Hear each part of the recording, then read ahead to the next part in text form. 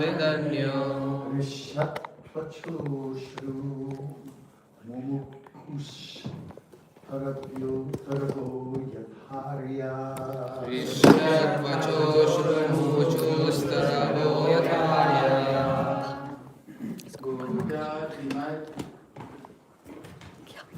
Gopya Kimacharandaya Kushalasmadenu Gopya kimacharan kushalam kushalam smarvenu Damodaradasamaki gopikanam Kunte swayam yadavasishta rasam vridanyo Rishyatvachoshrumomuchustaravo yatharyah Rishyatvachoshrumochustaravo yathaya Gopya Kimacharadayam Kushalam Smavenu Gopya kimacharan kushalam smarvenu Damodaradhara sudham api gopikanam Damodaradhara gopikanam Bhunte Swayam Vada Vishishta Rasam Radinyo Bhunte swayam yadavasishta rasam vridanyo Ishratavachoshrumomukustravo yatharaya Rishyatvachoshrumochustaravo yathaya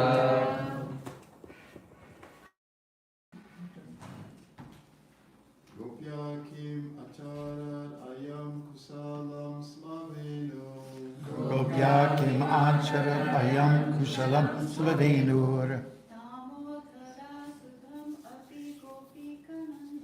Damodara Sudham Api Gopikanam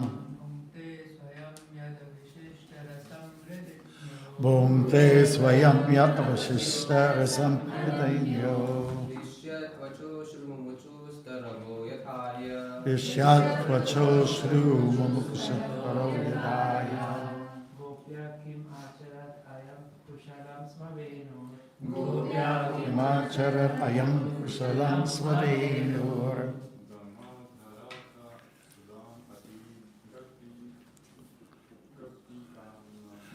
Damodaraya Sudham Api Gopikanam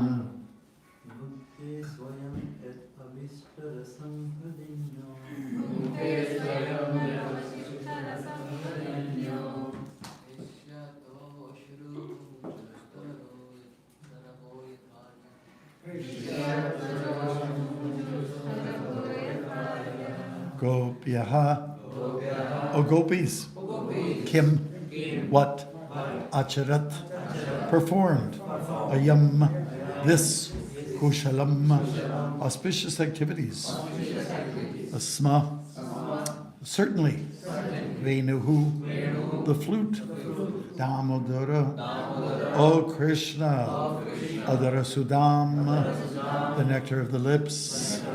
Api. Even. Gopikanam. Which is owed to the gopis. Bhunte. Enjoys. Swayam. Independently. Yat. From which. Avashishta. Remaining. Rasam. The taste only. Radinyaha. The rivers. Rishyat. Feeling jubilant. Tvachaha. Whose bodies. Ashru. Tears. Muchahu. Shed. Taravaha. The trees. Yatha. Exactly like. Arya. Old forefathers. Translation. We're going to read this together. My dear gopis, what auspicious activities must the flute have performed to enjoy the nectar of Krishna's lips independently and leave only a taste for us gopis, for whom that nectar is actually meant. The forefathers of the flute, the bamboo trees, shed tears of pleasure. His mother, the river, on whose bank the bamboo was born, feels jubilation. Therefore, her blooming lotus flowers are standing like hair on her body. Purport by His Divine Grace A.C. Bhaktivedanta Swami Prabhupada's devotees, actually. This translation is quoted from Srila Prabhupada's Charitamrita Anjali 16:140, in the guise of releasing flowing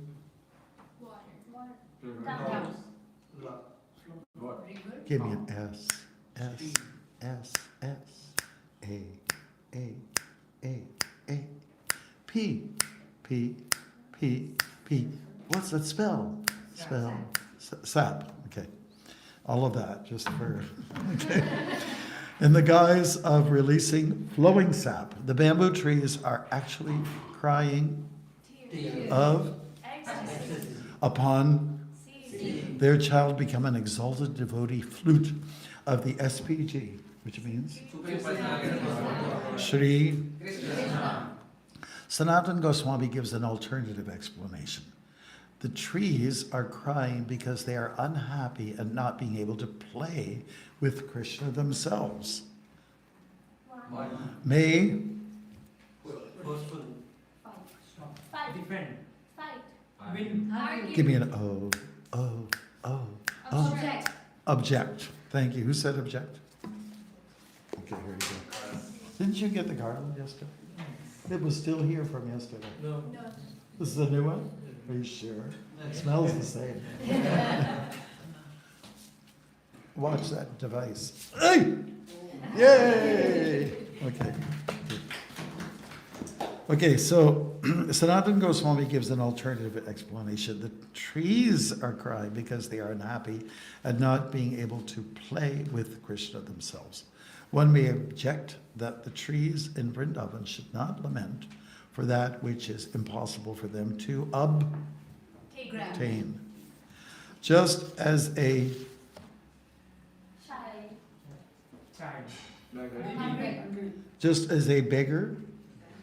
beggar certainly doesn't lament because he is forbidden to meet the king. But the trees are actually just like intelligent persons who suffer when they cannot obtain the goal of life. Thus the trees are crying.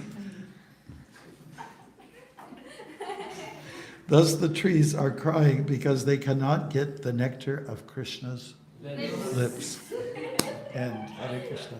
Nama Om Vishnu Padaya Krishna Prishtaya Bhutale Srimate Bhaktivedanta Swami Pranamane Namaste Saraswati Devi Varavani Pracharini Nirvishesha Sanyavadi Bhaskati Veshatharini. Hare Krishna. So,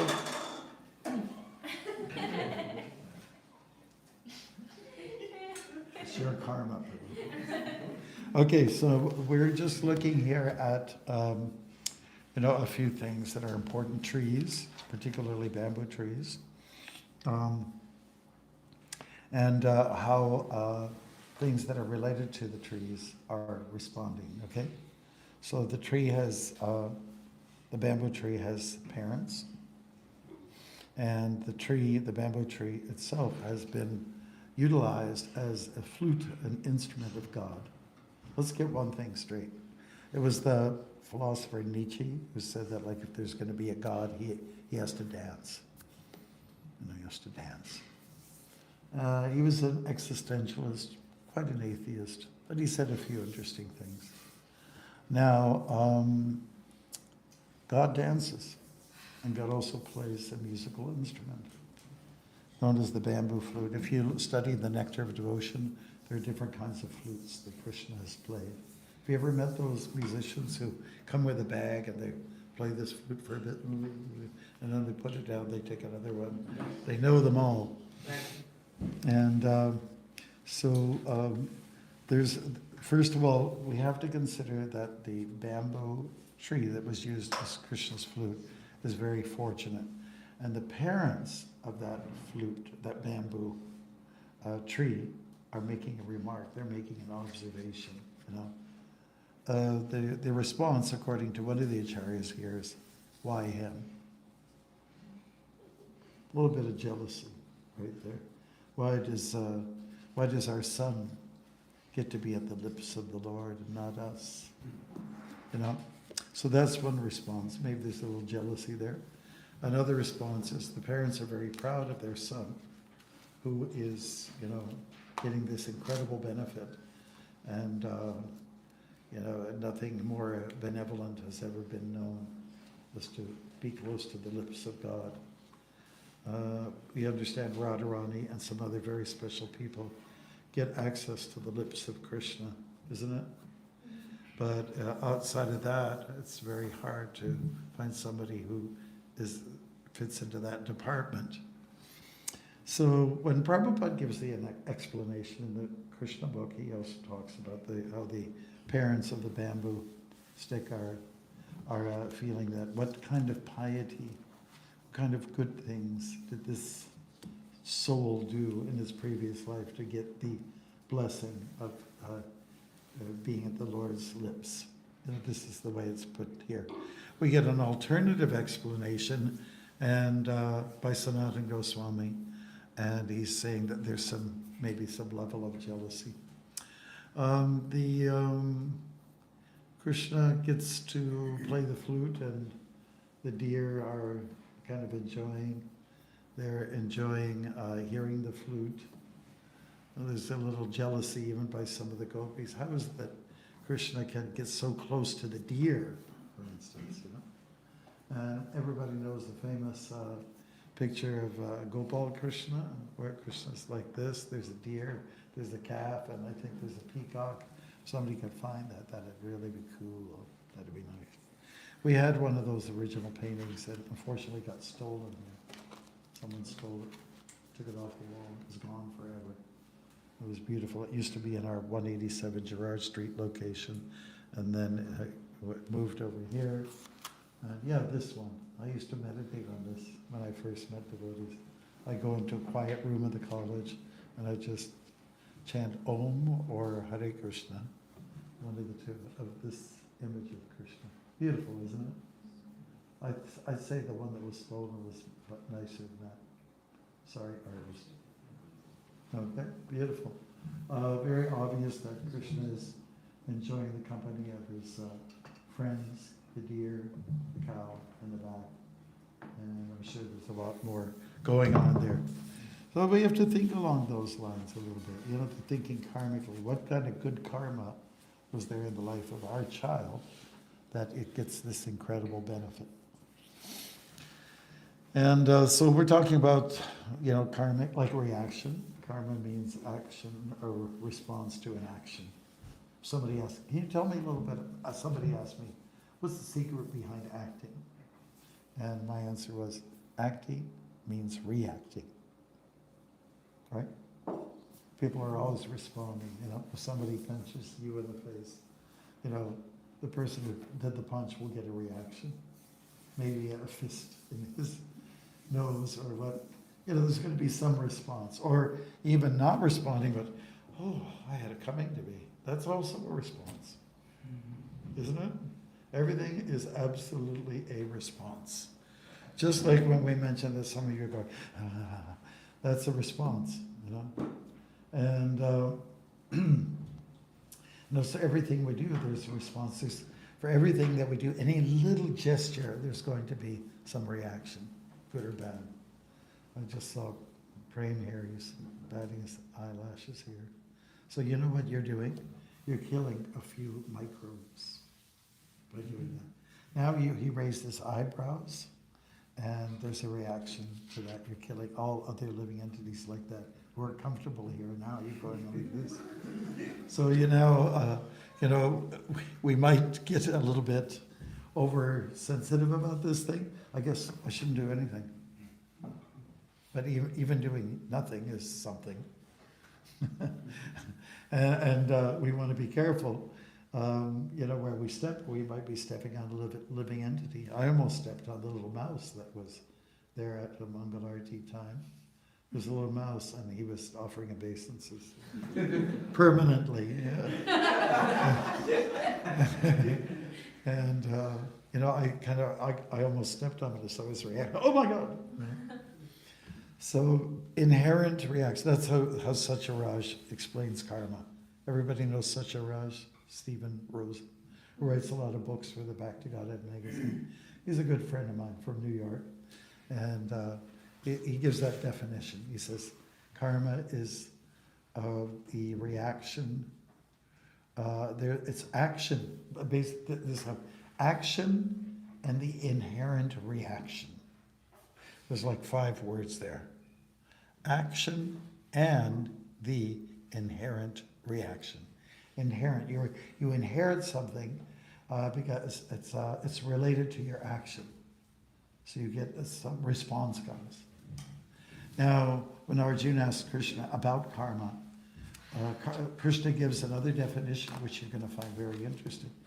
Karma is, maybe somebody could look it up, action pertaining to the development of a new body. Okay? Karma, you can look it up in the Bhagavad Gita.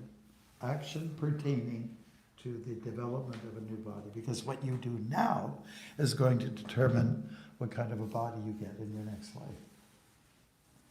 I just gave a class to the Ottawa devotees, that's why I kind of skipped town for a little bit and didn't go on the walk with you.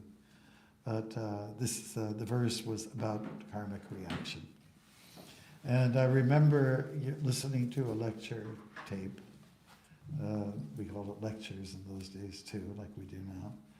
And it was by Achyutananda Swami.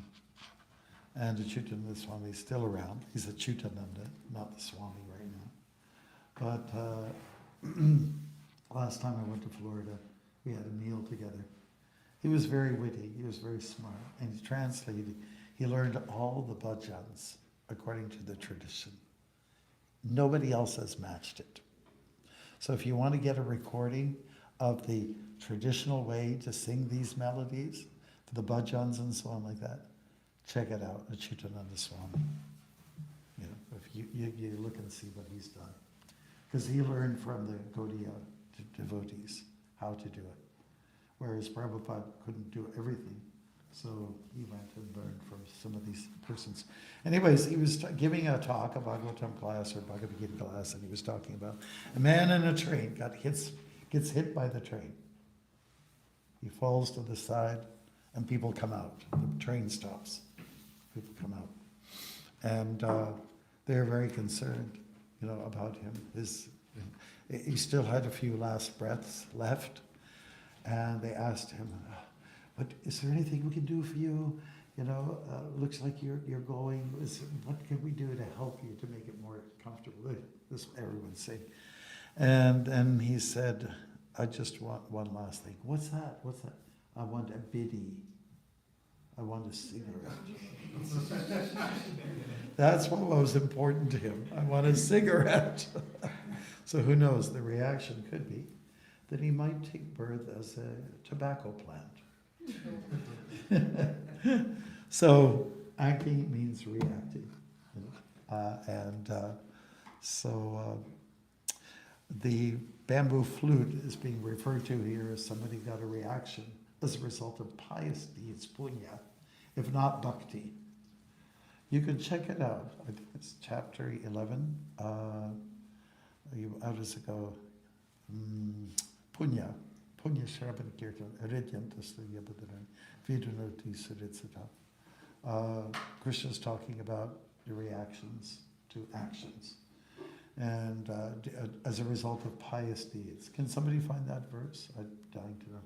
Yesham, don't get them papam. Punya Shravana Kirtana, Ridyantasto Yabhadaran. No, that's from Bhagavad Gita. Yesham Tontagatam Papam Janana. Yesham Punya Shravana Kirtana. Yeah, Yesham. What is it? How to start? Can somebody look it up? Is somebody fast with these things? Yesham Tontagatam Papam. Papam means sin, right? 728. 728. Can we pull it out? Can we look it up? It's a good verse, Bruce. It's a really good verse to speak from when you're talking to someone. Okay? Yesham Tontagatam Papam. Say it. Jananam Punyakaranam Te Dvanta Moha Nirmukta Jantayam Vrida Vrita. Translation. Together. Persons who have acted piously in previous life, and in this life, whose sinful actions are completely eradicated, are free from the dualities of delusion, and engage themselves in my service with determination. Okay, Krishna's talking about the law of action and reaction, right? He's talking about people who have actually engaged in punya, which is pious deeds. Pious deeds may not be bhakti deeds, but they're pious deeds nevertheless. They're actions in the mode of goodness. It leads to something. So in previous life, who do now in previous lives, and in this life, right? So this is you're mounting good karma, because what you're doing now and what you did in the past. And whose sinful papam, that word was there, papam, sin, is eradicated. It's destroyed. Okay? And such persons, they have the great reward of getting close to Krishna. And with determination, drida vrata. Keep those words at drida, doing things with determination. Bhakti with determination. You can't get a better deal than that. Bhakti with determination. Bhakti that is a little casual. Bhakti that's done with a grudge. Oh, really? Do I have to get up and chant 16 words? That kind of mentality.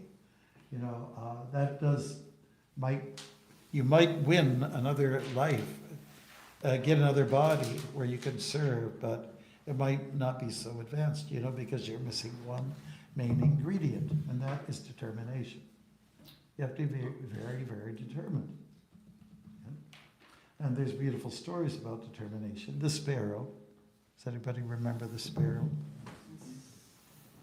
Sparrow had her legs taken by the ocean wave, and she got all upset, like birds do. Like mothers get upset when their kids are being, they get really, really upset. They'll fight to the finish. They'll fight to get their babies back. So this was the case. She took on the ocean, and she said, I'm going to dry you up. And the ocean goes, really?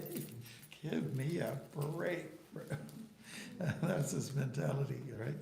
And so she starts picking away at the water. Whatever, and then Garuda happened to be flying around. And he was soaring around, so what's going on down there, The ocean is laughing and she's picking away. So there's some circus going on or something like that. So he comes down for a landing, and everybody knows Garuda is a big bird, very strong. He's got a big wingspan. And he said, what's wrong, sister bird? She said, the ocean has taken my eggs and I demand to have them back. Okay, so then the great bird himself, carrier of Vishnu, looks at the ocean. You bring back those eggs or I'll dry you up. Okay? The ocean goes, oops. Good. Gave back the eggs, and Mama Bird was happy. And why? All because she was very determined. So we're all going to be successful in Krishna consciousness, but we have to be determined. You can't just come up with a complacent answer and say, oh, I've had 7 years of prasadam. So after 7 years you get a new body, according to science. So I've got a prasadam body now. Okay. And, I've been chanting Hare Krishna for 40 years, and so I have earned my post in Krishna Loka. Okay, maybe. So it depends on your mentality. Maybe you're not really ready. Maybe your mindset isn't just there yet. You haven't reached that level of purity. So whatever your thinking may go, I mean, I heard, this goes back 7 years ago, some priest was saying, Elvis Presley has gone to heaven, okay? Well, how do you know? How can you say that? I mean, I didn't challenge him, but in my mind, I was challenging such, how do you know? Because he was cheating on his wife, so I don't think that gets anybody to heaven. Am I right about that? But what's kind of nice about our culture and our philosophy is you're given a chance. Take a chance, take a chance. Why don't you take a chance? Song from the 50s, okay? You know, I always have to throw some pop culture things out there. Okay, so, you know, the way that the theology of Christianity is presented, and mostly by the Middle Eastern religions, what some people call the desert religions, they have that idea. It's either up or down. Because they have a mentality of black and white. I think I told you this after I finished my walk in the Netherlands. Oh, my cousins came to see, we had a family reunion. And I explained to them, you know, my position with Krishna. Said, I never left, because they thought I left Jesus. I never left Jesus. He's still with me. He was walking with me. Okay? But I added Krishna. I had two people walking with me. and you see, because their mentality is black and white. It's either this or that. But like sometimes you look at chapter 16 from Bhagavad Gita, it's this or that. Black and white. Divine, demonic, isn't it? But then there's also another thing that you have to look at in terms of our philosophy that must be given some consideration. And that is there are three gunas. So when you talk about three gunas, you are talking about going from piety to non-piety. You know? By the way, the English word is, you're pious, but the English word is impious. Can you imagine that? Impious, that's what you're supposed to say. I don't think I'd ever get a Canadian person say, you're an impious person. It's but impious is not supposed to work. Okay, so you've got sort of like a rainbow idea. You got three channels now, three energies. From Sattvagun, which is thoughtfulness. Really, I think it's a better word than goodness, really, because goodness is kind of generic, but thoughtfulness is really when you're really sensitive, you know. Thoughtfulness way over to darkness or ignorance. There's shades, different shades of gray. It's not black and white. So most people's experience is, like if you want to adapt that, like everybody's listening to the Islamic mentality, definitely it's black and white. Very much so, you know. But we're not trained to think like that. You know, it's not black and white. Sometimes in the beginning, to convince yourself, I have to be very good, I have to be very pure.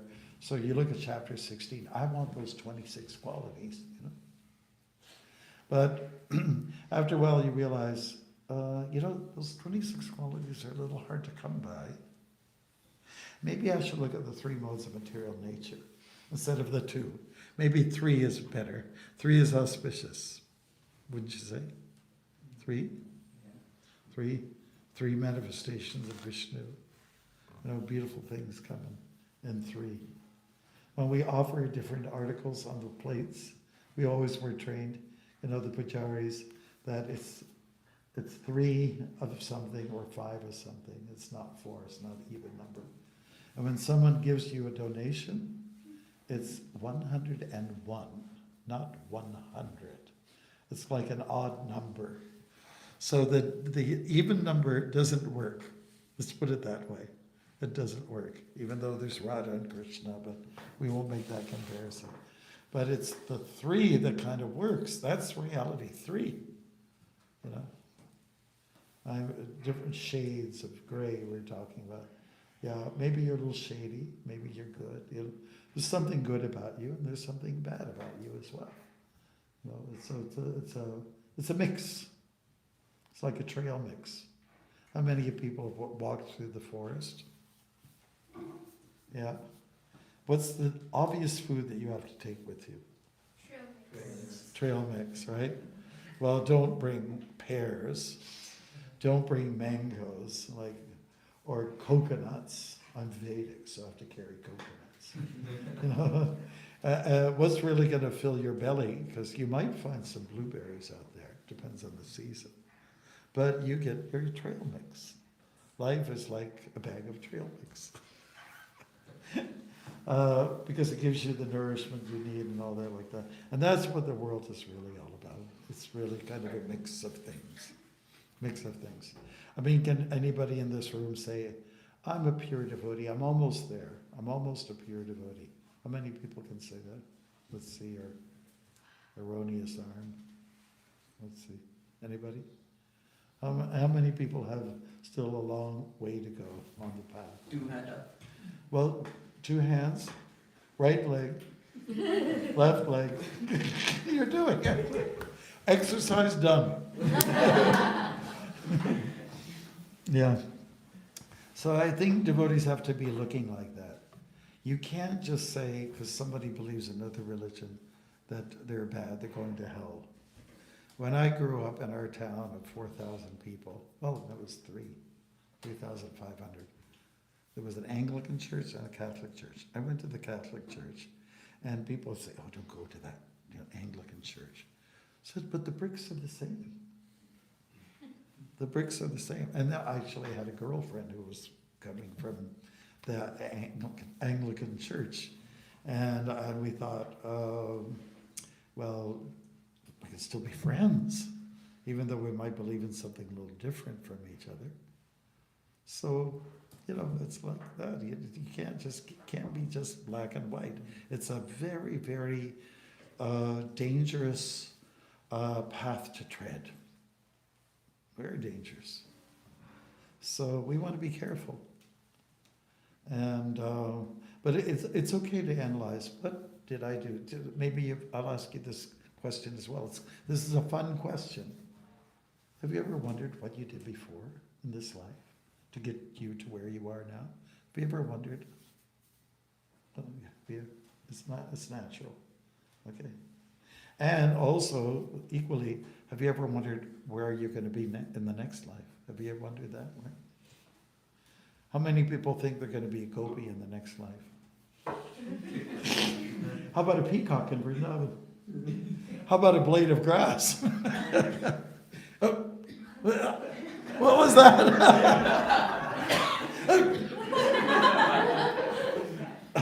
Being a blade of grass is not a bad position after all. Because, you get trampled on by the Lord's lotus feet, Yeah. So this is something that people sometimes consider.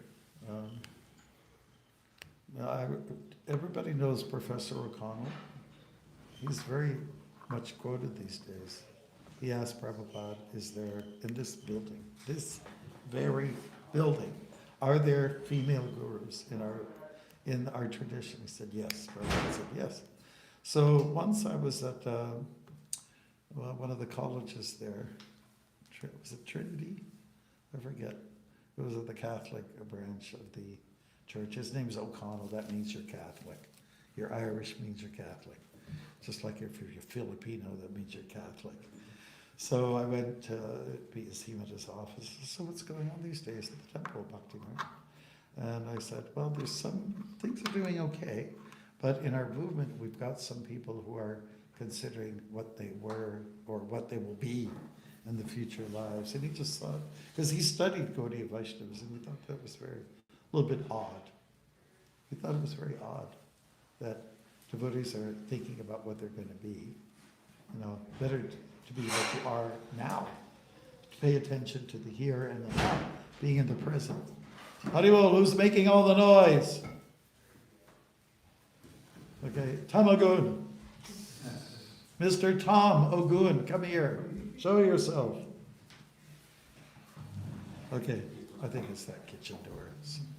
Okay, so anyways, it's natural to be thinking about these things. Like devotees had a speculation that Prabhupada was a doctor in his previous life or something like that.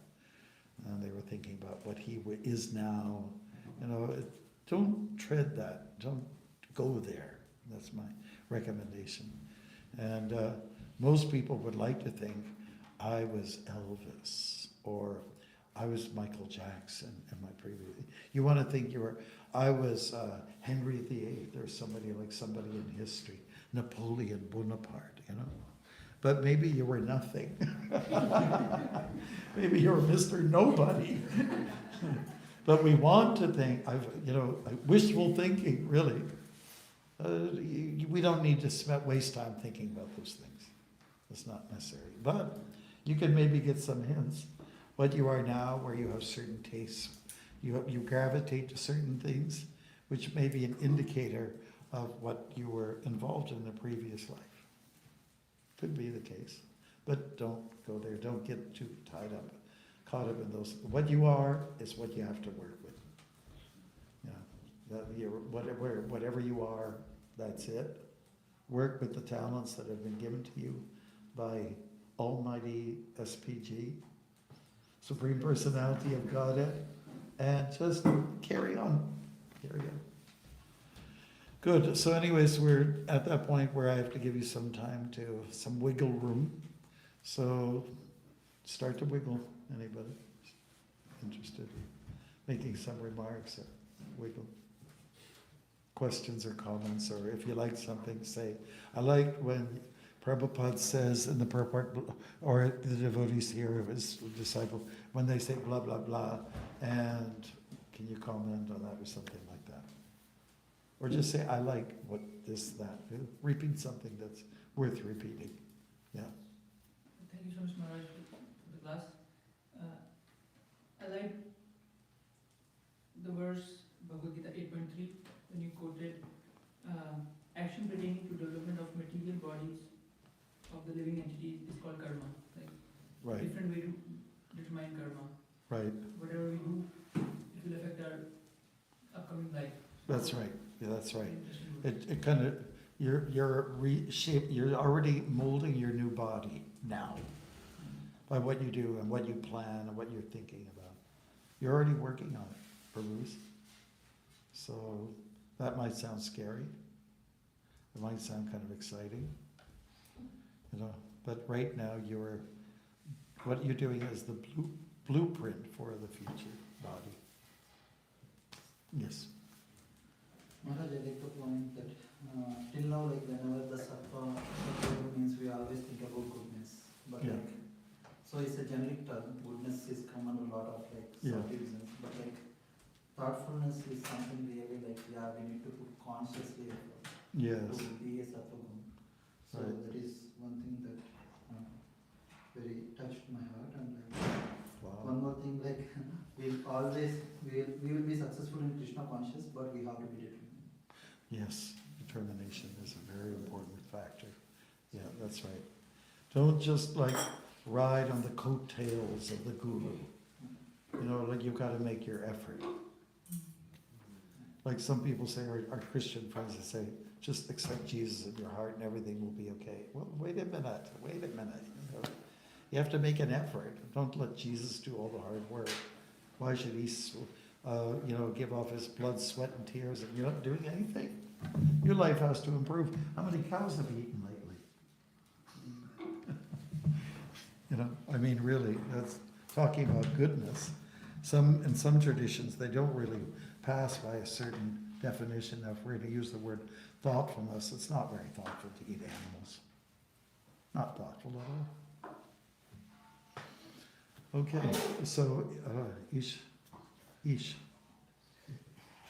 Maharaj, I like the definition of karma that you mentioned, the action and inherent reaction. Inherent reaction. Because often people blame karma for everything, and then they have a bad word for karma. Karma is bad. But then they don't realize that it's an inherent It's reaction. related. Yeah, it's related. Sometimes you hear people say karma means action and equal and opposite reaction. They talk like that. But inherent makes reference to what you've done before. I think it's really brilliant that you use that term. Also has a question. Oh, yeah, another question. Well, we have, After. yeah, okay. You and you and you. So Maharaj, you mentioned determination is needed. For different people, according to their different standards, determination might be having some different definition. For some it might be more reading, for some it might be more chanting. So ideally what should be like the normal line? Well, determination is just defined as being very focused, having a lot of conviction. And how to get that conviction can come from reading or chanting or this or that. But there is a difference. I would beg to differ. Determination means just going, forging ahead, marching forward, being that determined. Yeah, just being very focused, not giving up. Think of that bird, think of the bird, the sparrow. Okay, go ahead. Maharaj, you mentioned about having all shades within us, like with all the three qualities. It's like a spectrum, not black and white.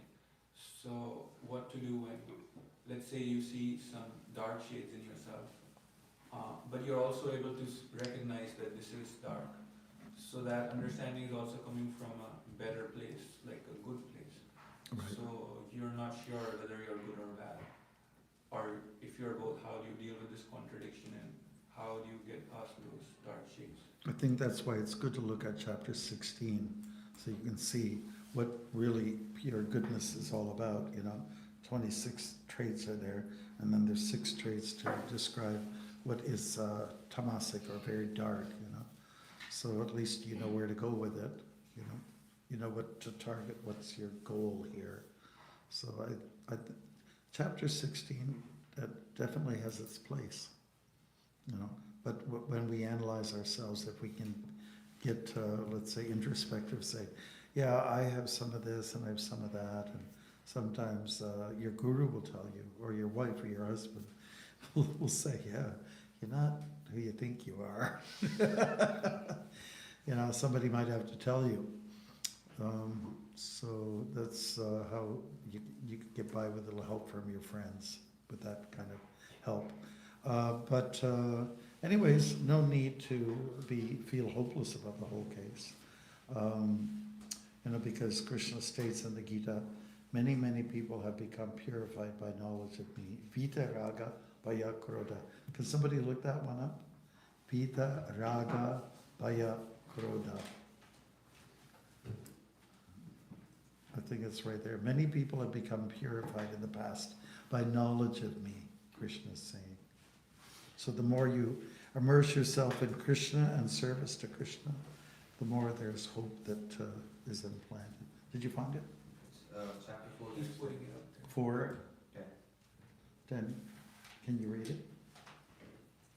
Oh, that's Itta raga bhaya krodha manmaya mam pashyata bhavo jnana tapasa putamad bhavam agata. That means, the translation is, being free from attachment, fear and anger, being fully absorbed in me, and taking refuge in me, many, many persons in the past became purified by the knowledge of me, and thus they all attained transcendental love for me. Good. So it's pretty clear. The more you become wise about Krishna and the way he operates and everything about him, the more you have a chance to get purified. Better to, concentrate on him than who else have you got? There's not much. You can pick and choose some of the different avatars, but Krishna's character is deep. So you're on the right path. There's some hope here. Even though there's some, it's okay to, when you chant Hare Krishna, you do japa, I say, gee, there's a lot of junk inside of me. Isn't it? That's one good thing about it. That's the first time you cleaned yourself. With japa, you realize that there's a lot of stuff stuck in there, It's like a lot of people, their intestines full of so much nonsense, crap. The processed food and oils and everything, So you got to do a cleanse. You have to do a cleanse, but know that there's a chance for me. I just got to get clean, and then so you follow the procedures for how to get clean. One of the procedures is to follow 9 processes. What Prahlad Maharaj was telling us. Get absorbed in those things. Outside of the 9 processes, there isn't much else going on. Except for playing with a ball in the water. And bonding. Anything else? Yes. Maharaj, you said that, so this is a reflection, not a question. You said that don't just leave things on your guru and put in the efforts. So I was just reflecting that even in the bonds that we share with each other, when we're thinking about friendships or really partner in the future, we say that effort is beautiful. Like when you put in the efforts, it shows that you're sincere to build that bond with the person. So I feel like this is so true that like it's not that now Guru has accepted you that everything is done. You need to like give back or like put in the efforts to connect and reach back. That's the strongest message that comes out of the Bhagavad Gita. It says, hey Arjuna, don't relax now. This is not the time to get the lawn chair out and put on your sunglasses. This is the time to start working hard. This is the real time to put in the efforts. Yeah, that's right. Don't expect everyone else to do it for you. But, you know, as the saying goes, you've heard it all before, God helps those who help themselves. If you don't help yourself, why should he help you? Why should he care if you don't care about yourself? So let's always make that effort. Okay? Great questions. Oh yes, Mataji. It's just a reflection of it. I was thinking about the flute and the peacock feather. The flute is just a bamboo stick, and also the peacock feather. They are very insignificant entities, but when Krishna accepts them, their existence becomes significant. Likewise, we are very insignificant, and when Krishna accepts our service, our existence becomes significant. So Krishna makes us significant by engaging us or accepting our service. Truly. I mean, everyone's significant because we all come from him. But it's a question of more significant. Once you ride on the beautiful chariot of Bhakti Yoga, once you make that effort and service, then you become very significant. Therefore, we have that term Mahatma. What is a Mahatma? Someone who's quite determined. Chapter 9. Mahatma nastumam parita daivi prakriti masha vachamanasa gyapa bhutari avya. So you can look at that last one, 9. What is it? 9, 13.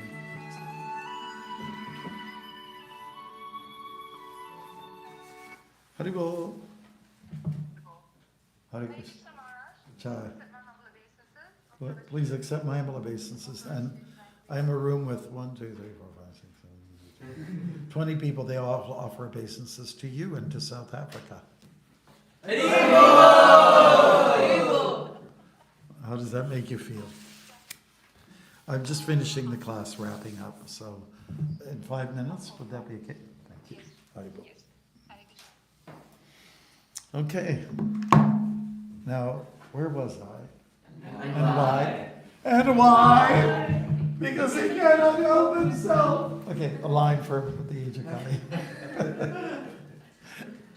All right. So where were we?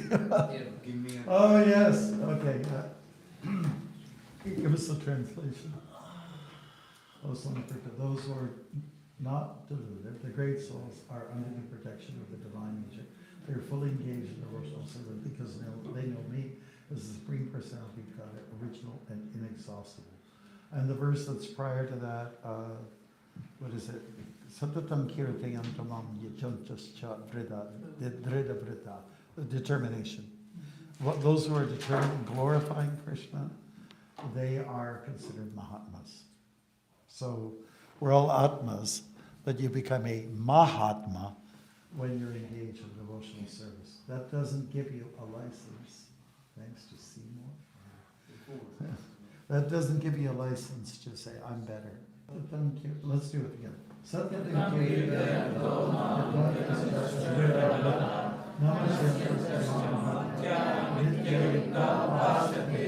Translation. Always in my glories, endeavoring, determination, bow down before me. These souls of perfection worship me with devotion. And that's the description, the definition of what is a Mahatma. This one and the next verse. Study them, memorize them, become it. All right. Vanchakalpa, Kripa, Sindhya.